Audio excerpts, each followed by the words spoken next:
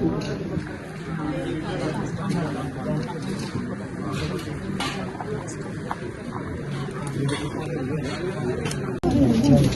जाओ आप, आ जाओ आगे, आ जाओ।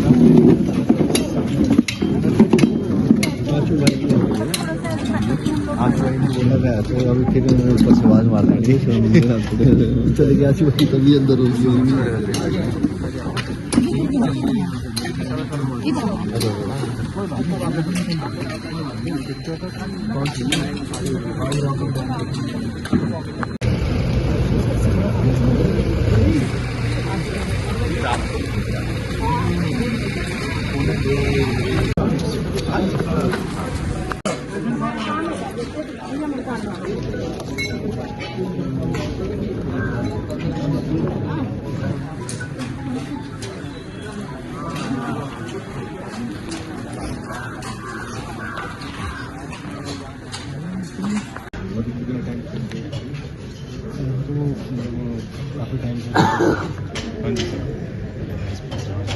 ये स्ट्रक्चर कहाँ की स्ट्रक्चर है? यहाँ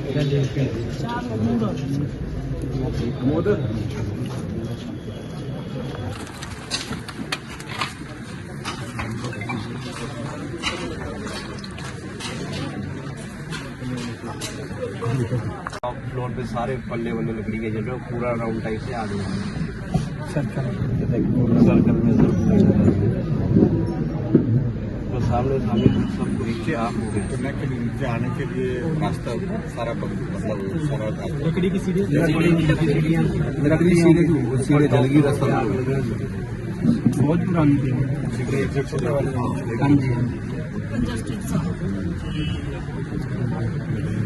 किसी को निकलेगा लगा इसमें नहीं कोई निकलता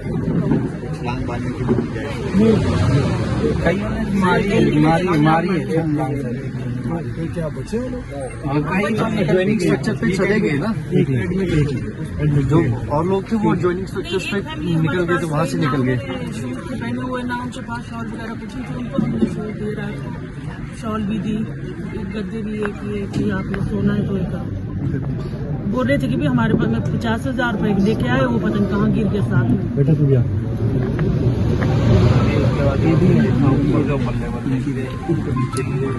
वहाँ पे आ गए और इधर उधर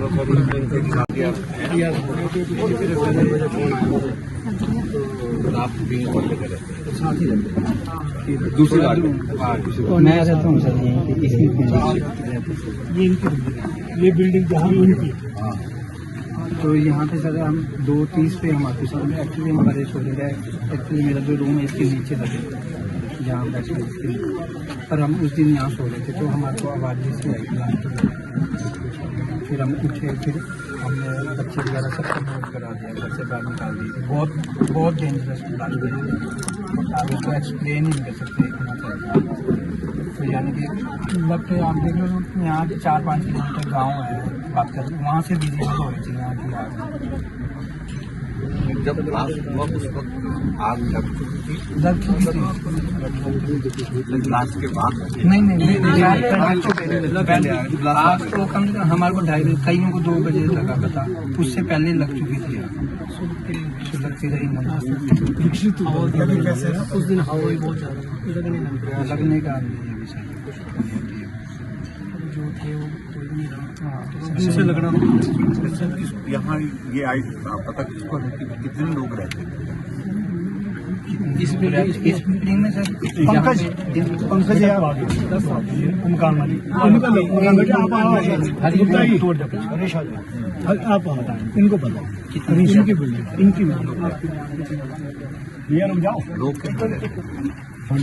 जहाँ आग लगी किराएदार, जो किराएदार थे, आपके किराएदार ही थे ना? कितने लोग थे? हम तो 2 उसमें रहते हैं, पहली स्टोरी में नीचे हमारी नीचे बैगों की दुकान थी सर, ऊपर शूज की तो हमारा तो बस नीचे का ही पोर्शन सर, ऊपर का नहीं, वो दूसरा है, ऊपर वालों का अलग है हमारा हमारा तो इतना ही दुकान से घर से दुकान और कुछ नहीं। बोलो सर, आज आप यहाँ आए और दौरा किया, एक दुखद घटना यहाँ हल्की में घटी है, उसके बारे में रविवार कि रात को एक बहुत ही दुखद घटना यहाँ पर अर्की में घटित हुई है और जिसकी जानकारी हमें तो सुबह मिल पाई, क्योंकि जो जानकारी हमको मिली तो रात के लगभग 2-2:30 बजे के करीब जो है वो आग लगी और उस आग में जो अभी तक जो जानकारी हमको मिल पाई है उस जानकारी के अनुसार 9 लोगों की दुखद मृत्यु हुई है, क्योंकि बाहर निकलने की गुंजाइश नहीं बनी। संभवतः रात का समय था, सब लोग आराम कर रहे थे, सोए हुए थे और उसमें जो लोग हैं उनके बारे में जो जानकारी हमको अभी तक मिली है नेपाल के और बिहार के भी, जो यहाँ पर लेबर का काम करते थे, स्वाभाविक रूप से दिन भर मजदूरी करने के बाद, थकान के बाद वो लोग आराम कर रहे थे। आग अचानक लगी, बाहर निकलने का रास्ता नहीं मिल पाया, ऐसा लगता है। और अभी तक जो आंकड़ा हमारे सामने यहाँ पर आया है, जहाँ जिनकी वेरिफिकेशन का प्रोसेस अभी तक चला है, तो 9 लोगों की इसमें ज़िंदगी गई है। सचमुच में ये बहुत हृदय विदारक घटना घटित हुई है इस इलाके में, पूरे प्रदेश भर में चारों तरफ इसके पश्चात मातम है।